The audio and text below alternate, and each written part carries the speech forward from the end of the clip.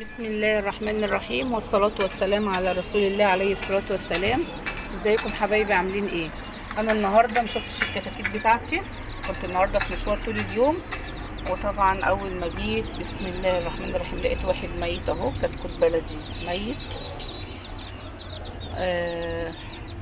وهنا طبعا ما عندهمش ميه ولا الفرشه بتاعتهم متغيره ولا حاجه. انا النهارده كنت في مشوار مهم، فطول النهار كنت حاطه لهم ميه واكل بالليل بزياده، والنهارده ما بصيتش عليهم لسه، هو دلوقتي داخله ابص عليهم. فمع بعض كده ان شاء الله هنغير الفرشه بتاعتهم وهنشيل كده الاكل والحاجه بتاعتهم هنطلعها بره. طبعا هنا في بواقي علف زي ما انتم شايفين كده، بس طبعا هم في فضلات بتاعتهم فيه كده، فانا مش هاكله لهم تاني، انا هاخده ارميه واغسل الحاجات ديت واطهر العشه وانضفها، عشان طبعا الكتكوت اللي مات دوت مفيش حاجه تاني تموت. وطبعا هننضف مكانهم بقى كده، نحط لهم اكل وميه نظيفه. نشوف يلا مع بعض كده، نقول بسم الله ونبدا. هنا زي ما انتم شايفين يا جماعه الكتاكيت بسم الله ما شاء الله كلت وشبعت، ودلوقتي عايزين يشربوا. فانا عملت لهم ايه؟ عملت لهم قرفه اهي، عملت لهم غليت لهم قرفه وجايه احطها لهم، هشربهم قرفه النهارده.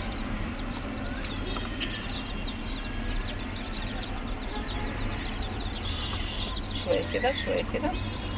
طبعا انا هزود القرفه دي ميه علشان هي دافيه، فهزودها شويه ميه.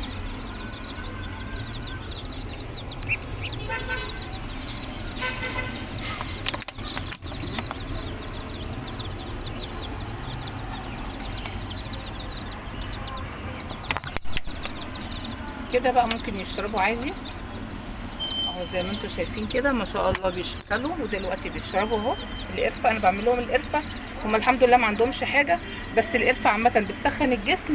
ولو هم كانوا مثلا بردانين او الجو برد انا بعمل لهم القرفه دي علشان تسخن جسمهم.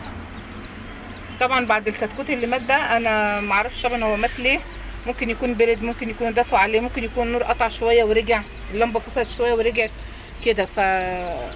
فعشان ما يحصلش دوت تاني ان شاء الله، احنا لازم ايه، عملنا الاحتياطات بتاعتنا ان احنا حطينا زي ما قلت لكم في الاكل الثوم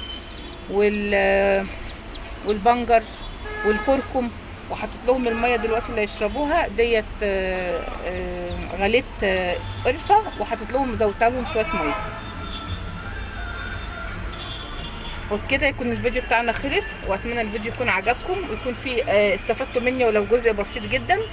ويا ريت لو تعملوا لي لايك وكومنت وشير واشتراك، واتمنى الفيديو يكون عجبكم، واترككم في رعايه الله. مع السلامه.